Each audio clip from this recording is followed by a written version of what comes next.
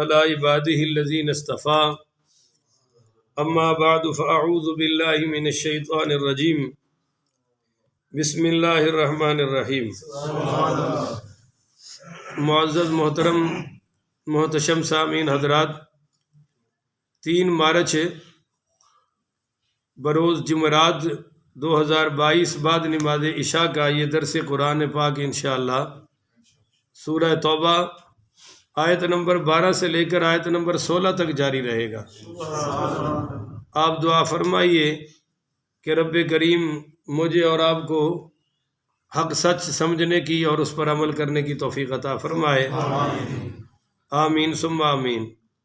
کل کی نشست میں یہ بیان ہوا تھا کہ فَإِن تَابُوا، اگر یہ توبہ کر لے، وَأَقَامُوا الصَّلَاةَ اور نماز ادا کرے، وَآتَوُا الزَّكَاةَ اور زکوٰۃ بھی ادا کریں، تو فَإِخْوَانُكُمْ فِي الدِّينِ، تو پھر یہ اس دین میں تمہارے بھائی ہیں۔ وَنُفَصِّلُ الْآيَاتِ لِقَوْمٍ يَعْلَمُونَ، اور ہم کھول کھول کر بیان کرتے ہیں اپنی آیتیں اس قوم کے لیے جو علم رکھتی ہیں، جو علم والی ہے۔ اب آگے پھر انہی کا بیان ہو رہا ہے کہ وَإِن نَكَثُوا أَيْمَانَهُمْ، اگر یہ لوگ توڑ دیں اپنی قسمیں، اگر یہ توڑ دیں اپنی قسمیں، من بعد عہدہم، اپنے معاہدے کے بعد۔ ایک بات تو کہ اپنے قسمیں توڑ دیں، اور بولیے معاہدے کے، یہ معاہدہ میں نے آپ کو بتایا تھا اور غلطی سے پرسوں میں کہہ گیا 8 ہجری، 6 ہجری میں صلح حدیبیہ وجود میں آئی۔ اب میں آپ کو صلح حدیبیہ کی شرائط بتانے لگا ہوں، ذرا وہ توجہ سے سنیے گا۔ ان کی خلاف ورزی کی انہوں نے، مشرکین مکہ نے، اور وہ خلاف ورزی کیا تھی کہ بنو خزاعہ جو حضور پاک صلی اللہ علیہ وسلم کے حلیف تھے، ساتھی تھے، اور بنو بکر یہ قریشیوں کے ساتھی تھے، تو بنو خزاعہ اور بنو بکر کی آپس میں کوئی لڑائی ہوئی تو اس میں مشرکین نے ساتھ دیا، حالانکہ وعدہ یہ تھا کہ ہم کسی کی مخالفت اور حلیف کے جو مخالف ہوں گے اس کی بھی مخالفت نہیں کریں گے، تو خلاف ورزی ہو گئی۔ پہلی شک تو یہ تھی کہ مسلمان اس سال واپس جائیں گے، ہم ان کو عمرہ، یہ حدیبیہ والوں نے حضور کو عمرہ نہیں کرنے دیا۔ اس کا سارا قصہ میں کئی دفعہ بیان کر چکا ہوں، یہاں موقع نہیں ہے۔ نمبر 2، اگلے سال آئیں تو صرف 3 دن قیام کر کے چلے جائیں، 3 دن سے زیادہ مکے میں رہ سکتے۔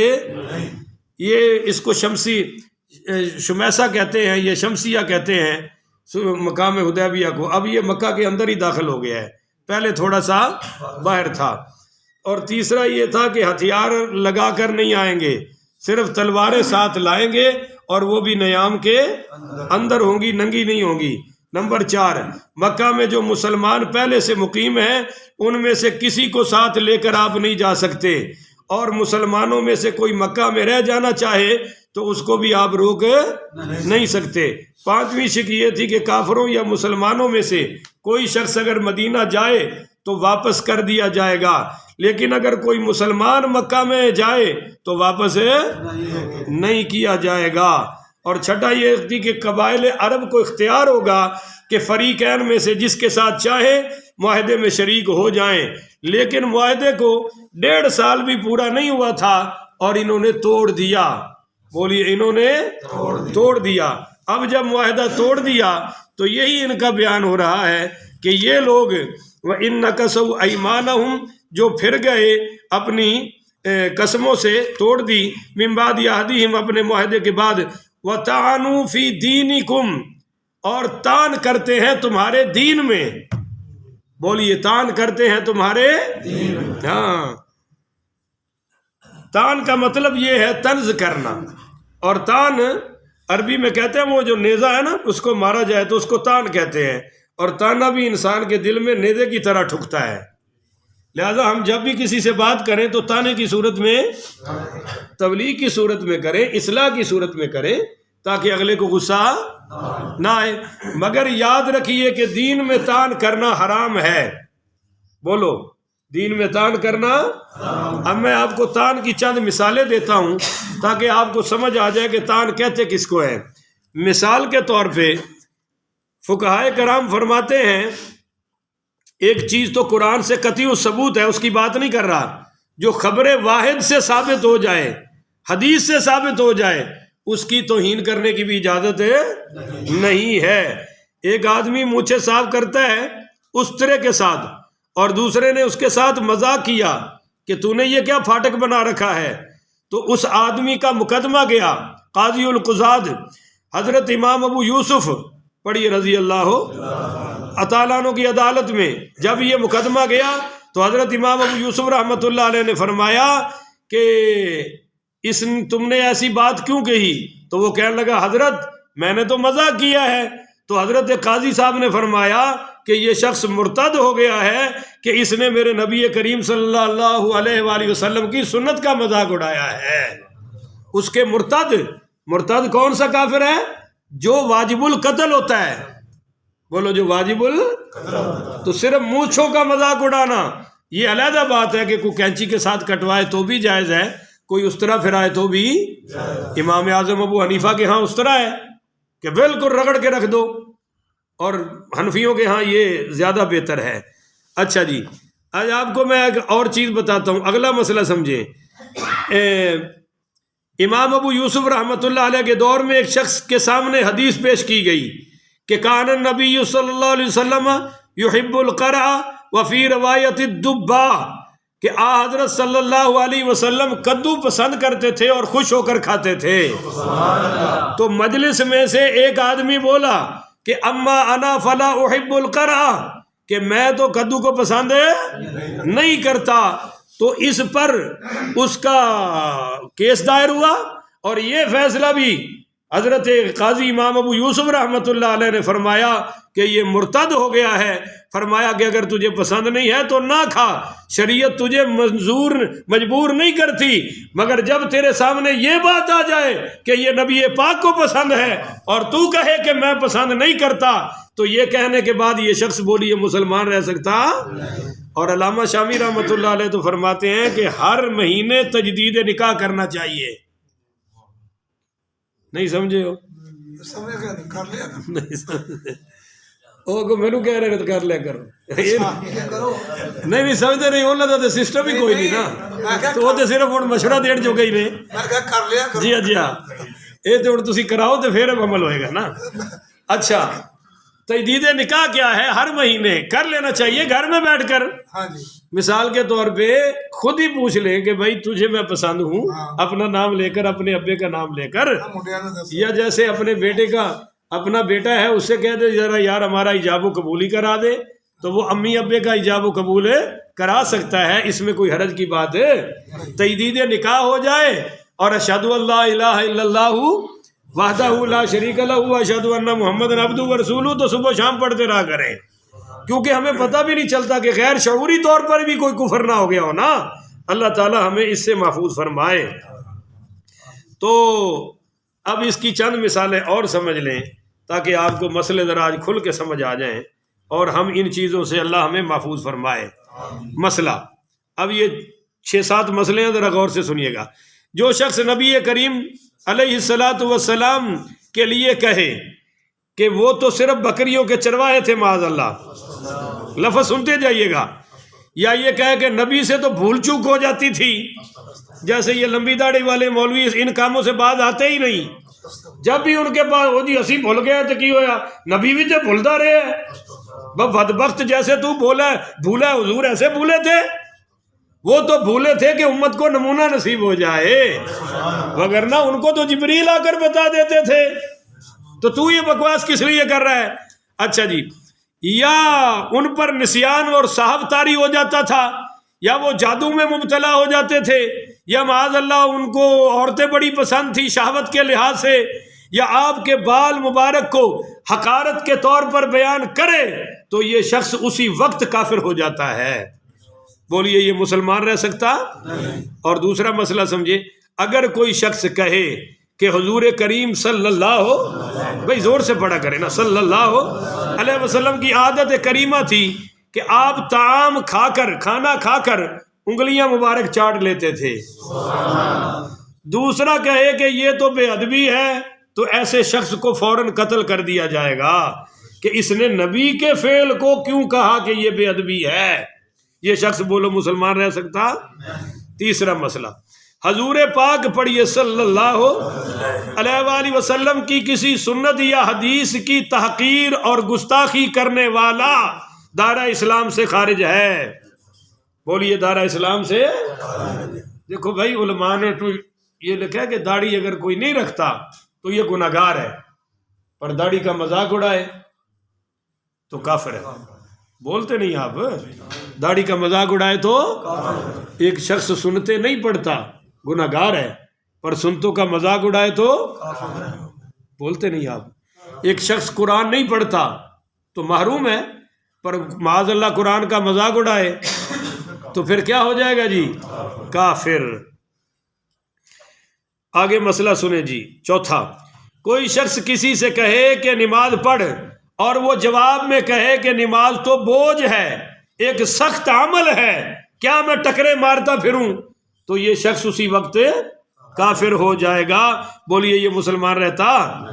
اور پانچواں مسئلہ، کوئی شخص صرف رمضان شریف میں نمازیں پڑھتا ہے، اسے دوسرے مہینوں میں نمازوں کا کہا جائے تو وہ جواب دے کہ میری تو رمضان شریف والی کافی ہیں، اب مجھے پڑھنے کی ضرورت ہے، تو یہ شخص بھی دائرہ اسلام سے، بھائی اونچی بولو، یہ اسی وقت کافر ہو گیا. بولو مسلمان.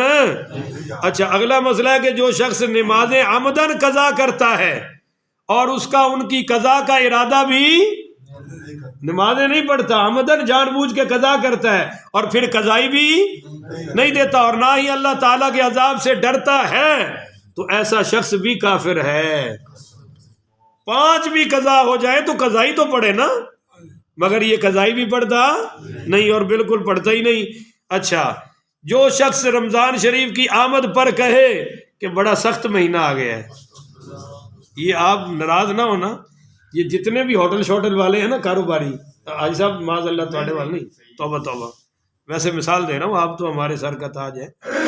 یہ وہ جو جن کے پھر ہوٹل شوٹل بند ہو جاتے تو کہتے ہیں جی مندیدہ مہینہ آ گیا ہے، آج کل کاروبار نہیں ہے، تو ایسا شخص ایسا کہنے والا کافر ہو جاتا ہے.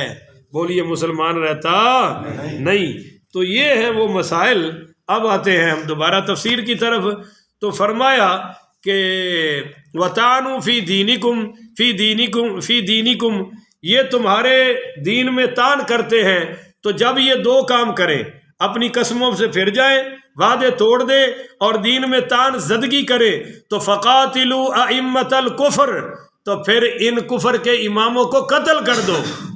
بولو ان کفر کے اماموں کو، ہاں جی، ان کے پیشواؤں سے جنگ کرو، جہاد کرو، یہ زندہ رہنے کے قابل انہم لا ایمان لہم، اور بے شک ان لوگوں کی کوئی قسمیں نہیں ہے، لعلہم ینتہون، ایسے سے جنگ کرو تاکہ یہ اپنی گندی حرکتوں سے باز آ جائیں.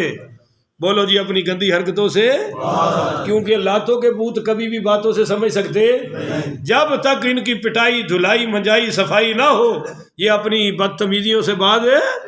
ہر مسئلے کا حل مذاکرات نہیں ہوتا کہ 72 سال ہو گئے کشمیر کے مسئلے کو تم ٹیبل ٹاک کے ذریعے حل کرنا چاہتے ہو، اور وہ ہر مہینے ہمارے خون کی ندیاں بہا رہے ہیں، ہر مہینے ہماری عزتوں سے کھیل رہے ہیں. ایسے مسئلے اس طریقوں سے حل ہے.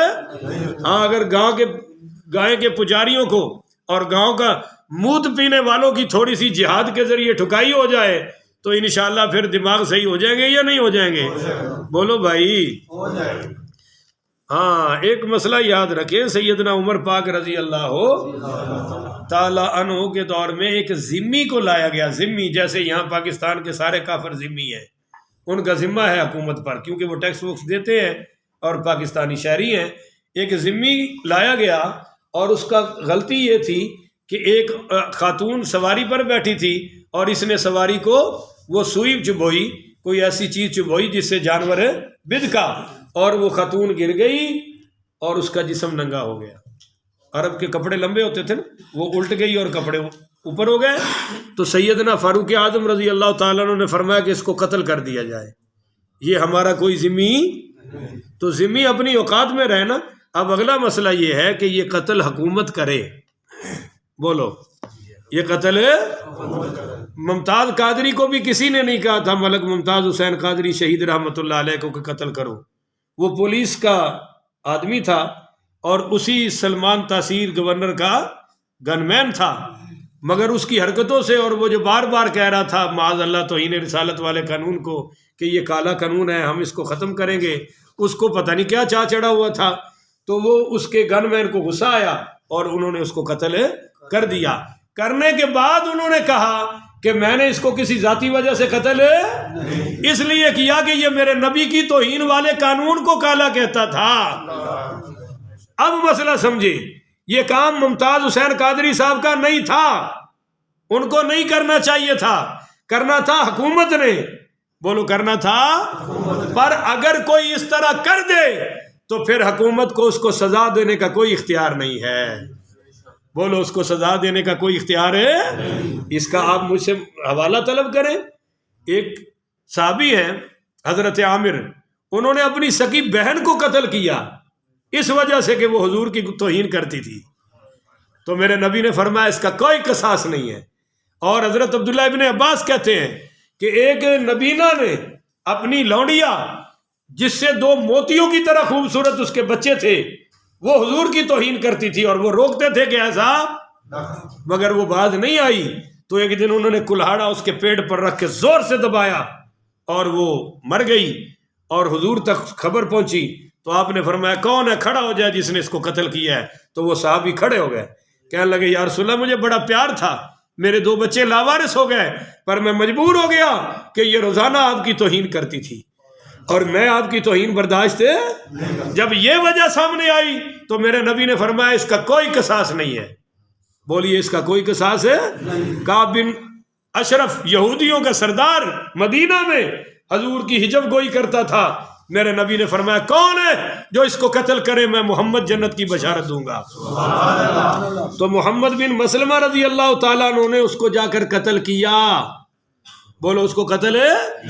اب مسئلہ یہی ہمارا حکومت سے اختلاف چل رہا ہے کہ تم قتل کرو، تم مسلمان ہو، اسلامی مملکت ہے، جو حضور کی توہین کرے کسی مذہب کا ہو کسی مسلک کا ہو وہ زندہ رہنے کے بولو سارے قابل ہے، تم کرو۔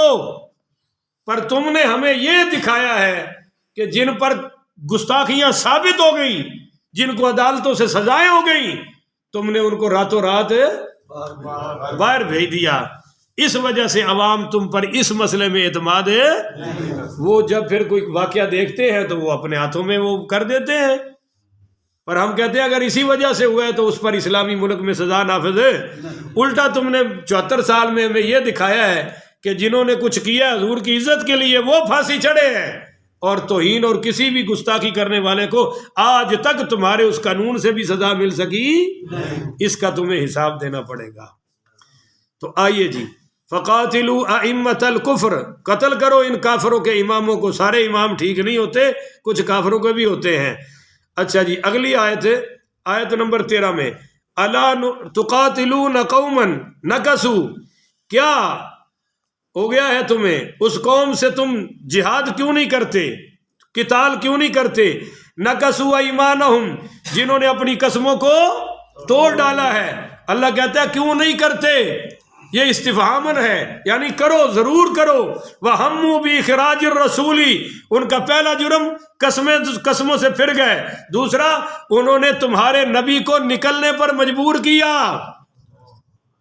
بھائی حضور خوشی سے مکہ چھوڑ کر نہیں گئے، انہوں نے مجبور کر دیا تھا، یہ ان کا دوسرا جرم ہے۔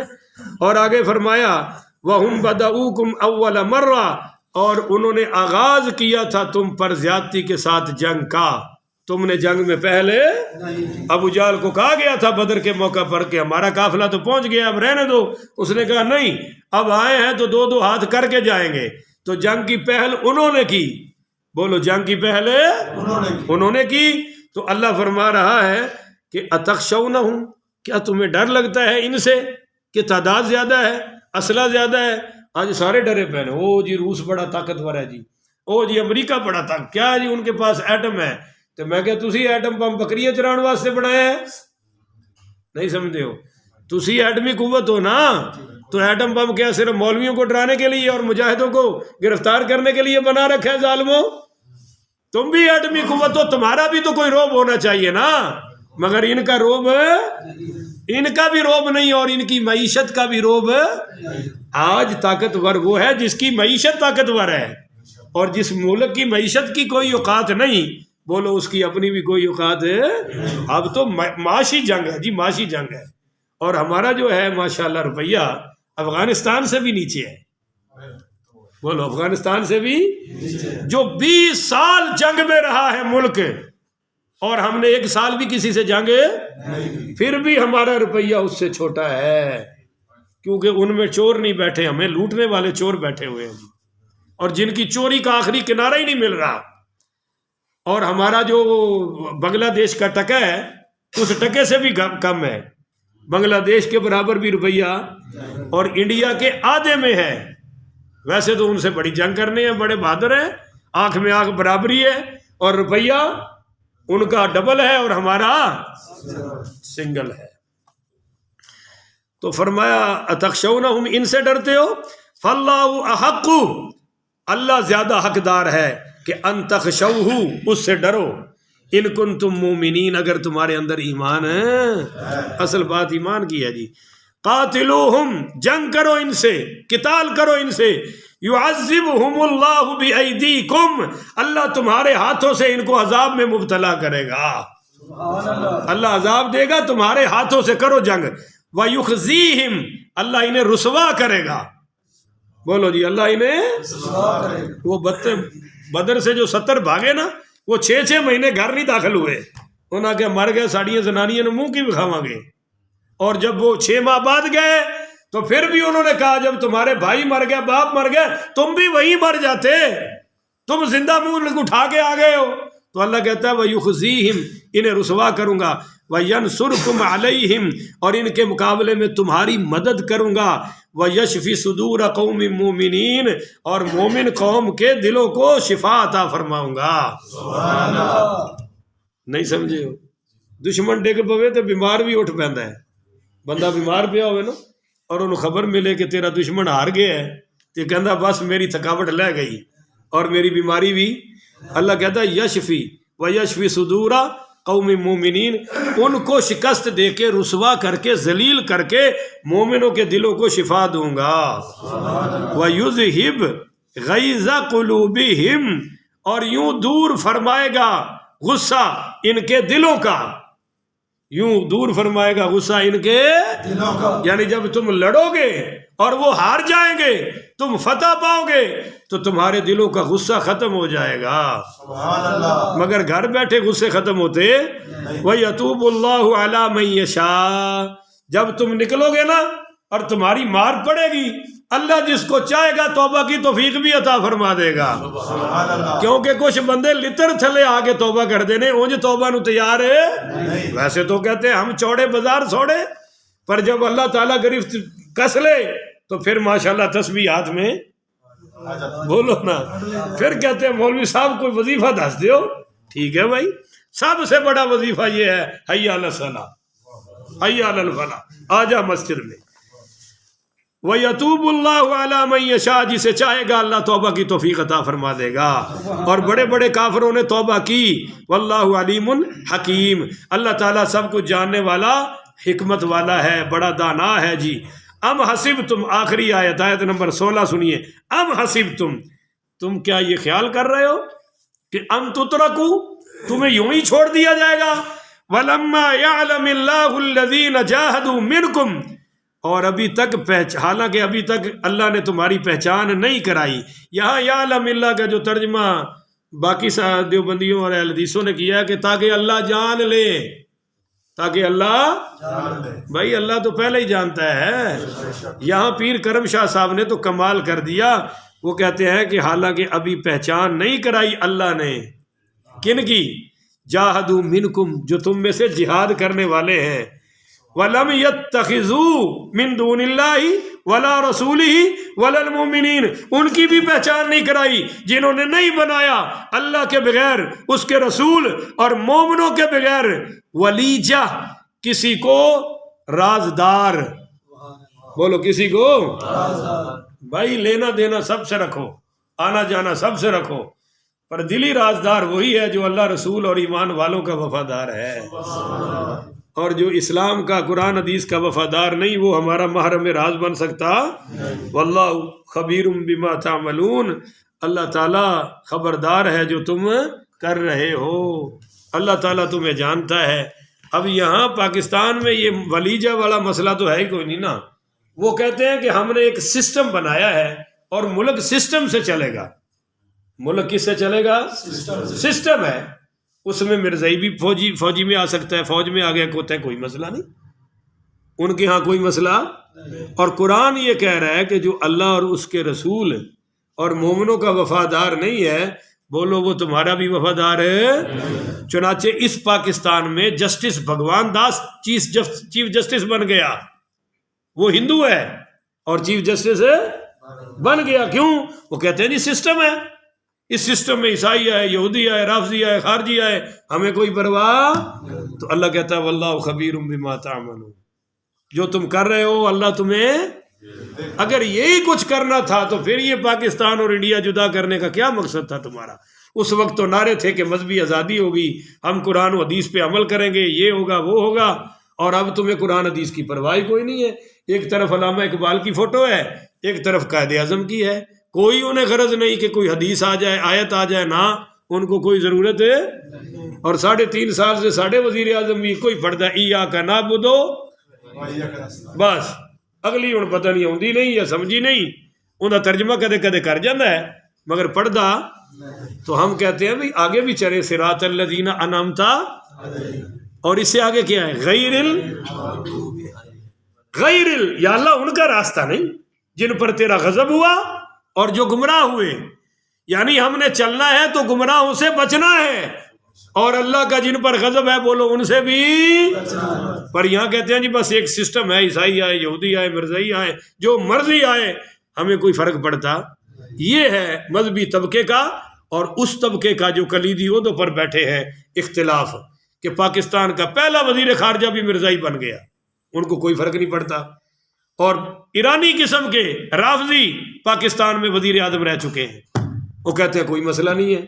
تو ہم کہتے ہیں کہ بھائی یہ اسلامی ملک ہے، یہاں وہ آئے جو قرآن و حدیث کا وفادار ہوگا، جو اللہ رسول کا، ہاں، نہیں تو پھر ایسا ہی ہوگا جیسے چیف جسٹس صاحب ابھی ماشاءاللہ معزول ہوئے ہیں تو بھاگ گیا لندن، اس نے سیکورٹی مانگی، وہ جس نے کہا تھا مسجد گرا دو، وہ ریٹائرڈ ہو گیا، اور پھر سیکورٹی مانگ رہا ہے کہ مجھے سیکیور کرو، انہوں نے کہا جی یہ لے لو سیکورٹی، تو کہنے لگا یہ سیکورٹی تھوڑی ہے، مجھے خطرہ، اب امریکہ ود فیملی چلا گیا ہے۔ تو واللہ خبیر بما تعملون، جو تم کر رہے ہو اللہ دیکھ رہا ہے، اور ساری طاقتیں بھی اللہ کے پاس ہیں۔ اللہ تعالیٰ سے دعا ہے اللہ مجھے اور آپ کو ان چیزوں سے بچ کر عمل والی باتوں پر عمل کرتے ہوئے زندگی گزارنے کی توفیق عطا فرمائے۔ آخر ودعوانا ان الحمدللہ رب العالمین۔